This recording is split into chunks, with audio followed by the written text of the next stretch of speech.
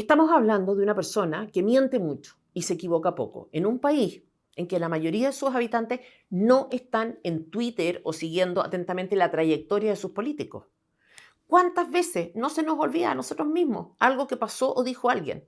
¿En qué consistía un determinado caso? Yo pensaba en esto cuando preparaba este comentario. ¿Sería capaz de comentar, por ejemplo, el caso Cabal? Yo que me dedico a esto sin ninguna preparación. Un caso escandaloso y sencillo. Recuerdo poco, de hecho. Olvidar, pensar que hay un cambio efectivo en algún candidato no tiene que ver con la tontería o la ignorancia. Y hay que contar con eso en las candidaturas, sobre todo si la derecha no hace la pega de exigir a sus adversarios que asuman la responsabilidad sobre sus errores. Les pido que pongan mucha atención a los proyectos de ley presentados o apoyados por Camila Vallejo para entender de quién hablamos realmente, porque son escandalosos. Y todos orientados a su nicho de votantes. Ese nicho con que no se gana una elección, pero que es fundamental para ganarla, porque constituye el piso, porque son activistas entusiastas y obviamente incondicionales. Vean estos proyectos que voy a mencionar a continuación e imaginen en quién tienen impacto. Derecho a sufragio para los adolescentes de 16 años, edad en que el Partido Comunista forma a sus militantes. Piensen ustedes que la ministra Jara milita desde los 15. Niños de 16 años votando. Pero Vallejo ha sido más radical que eso. O sea, a propósito del mamarracho, fue parte de un proyecto orientado a que en el plebiscito votaran niños mayores de 14 años. 14 años. Intentó también que estudiantes de todas las edades participaran en la convención. ¿Realmente cree que un niño de 14 o de 16 tiene la formación suficiente como para poder votar y tomar decisiones en un tema tan técnico, además, como un texto constitucional? Sabe que son manipulables, útiles, cosas al servicio de su causa política. De lo contrario, ¿cuántos asesores de esa edad tiene la vocera? ¿Cuántas de sus decisiones las toma aconsejada por adolescentes? Ninguno, pues, no es tonta. Pero como de manipular se trata, Vallejo firmó también un proyecto para que con 21 años un joven pudiera llegar a ser, oiga bien, senador. ¿No se da cuenta la señora de que tenemos a una mayoría significativa de incompetentes en el Congreso como para agregarle inexperiencia a los senadores? Ni siquiera tiene sentido argumentar sobre la inconveniencia de estas iniciativas porque sirven para ilustrar una sola cosa.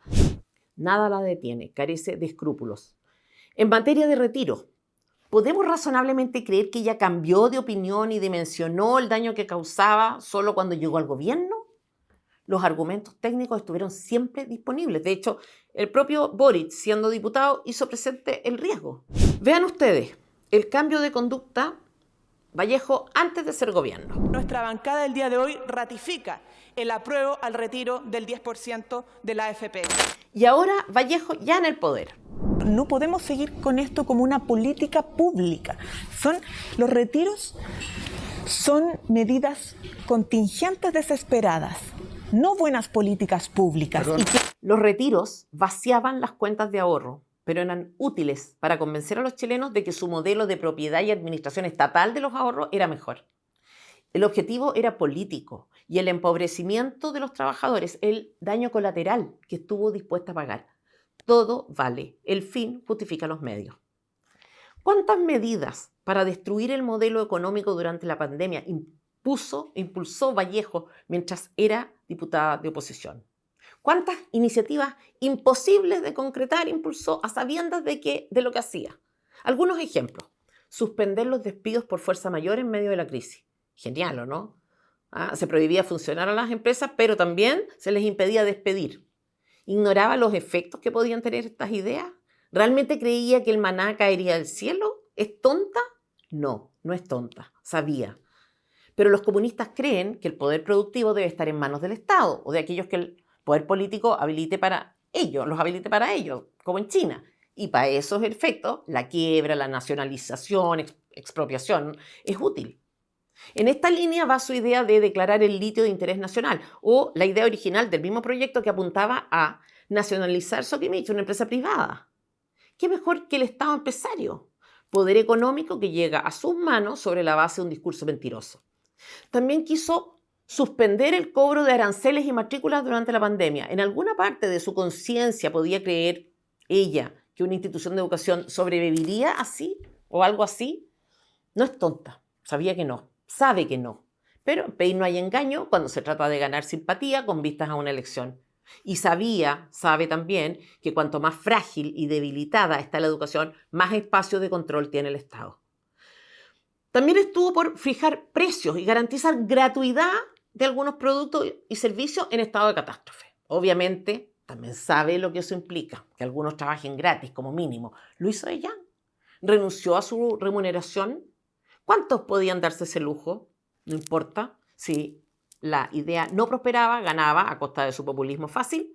Si le iba bien, el modelo que detesta seguía destruyéndose. Nada podía salir mal. En la crisis del COVID, en 2020, presentó 2 mociones parlamentarias para nacionalizar el patrimonio total de las AFP y disponer, esto es textual, de sus utilidades para destinarlas a fines colectivos. De nuevo, expropiar los fondos con ahorro de los trabajadores chilenos para que el Estado pudiera disponer de ellos. Supuestamente la educación le importa, así llegó al poder hablando de educación. Pero mientras todos los expertos alertaban sobre los graves efectos que podía tener la suspensión de clases durante la pandemia y estudios nacionales e internacionales coincidían en eso, ella se oponía a reanudar clases hasta el cese de estado de catástrofe. ¿Qué importa el rezago de los niños? Nada, no eran los suyos. De hecho, fue partidaria de exigir la aprobación automática del año escolar en 2020. ¿De verdad creía que esta era una buena idea? No es tonta, es perversa. Destruir el capitalismo, esa es la idea. Y para eso, asfixiar lo más que se pueda, sobre todo cuando el costo político lo asume un gobierno de derecha. ¿Saben ustedes detrás de cuántos proyectos de ley a favor de cuotas ha participado Vallejo? Hay un proyecto que se discute actualmente. De nuevo, atención, porque es insólito. Para que las empresas con 100 trabajadores o más estén obligadas a contratar un 10% de trabajadores que tengan entre 18 y 28 años, pero sin experiencia laboral previa. O sea, usted tiene una empresa con 100 trabajadores y debe salir al mercado a buscar 11 personas que cumplan con la exigencia de no tener experiencia. ¿Por qué? Obviamente hay funciones que se pueden desempeñar sin experiencia, pero ¿puede alguien obligarme a buscar gente con esas características? Si se trata de cuotas, ¿por qué tendrían que ser jóvenes y no viejos a los que les cuesta más encontrar trabajo y cuya experiencia puede ser útil? ¿A quién se despediría para lograr ese 10%? Es evidente, es un producto, un proyecto anti-experiencia, pro-inexpertos. Me gustaría saber a cuántas personas de estas características ha contratado Vallejo. Gente que llegara sin haber hecho nada con su vida profesional. Aunque el caso es injusto. A esos inexpertos, si existen, no los paga ella. Y para el activismo político la experiencia no es tan relevante. En materia de interferencia en las libertades individuales, también fue parte de una iniciativa orientada a que la prioridad en la contratación de una empresa la tuvieran trabajadores locales, con un mínimo de un 40%. O sea, ¿qué pasa si una empresa hiperespecializada se instala en algún lugar de Chile y las personas de esa zona no tienen competencias para trabajar en ella? ¿No dimensiona la vocera la carga que representan todos estos caprichos suyos? Obvio que sí, pero no importa. Ganar es el lema. Ganar con populismo y gobernar sin capitalismo. Miren esto. Proyecto de transformación social, ciudadano, popular, de carácter democrático, feminista y con la idea de empezar a superar el modelo neoliberal que tiene obsolescencia programada y que lo está demostrando. ¿Ya? Pero hay más. Cuota de género en alcaldías, cuota de género en directorios, paridad en candidaturas, paridad en el TC. El indigenismo del mamarracho, ¿lo recuerdan? Pues bien, ella estuvo por la creación de universidades indígenas interculturales, obviamente financiadas con impuestos, por crear una comisión de pueblos indígenas, por consagrar los derechos lingüísticos de pueblos indígenas, en fin, por apoyar una agenda que está lejísimo de las prioridades de los chilenos, indígenas incluidos.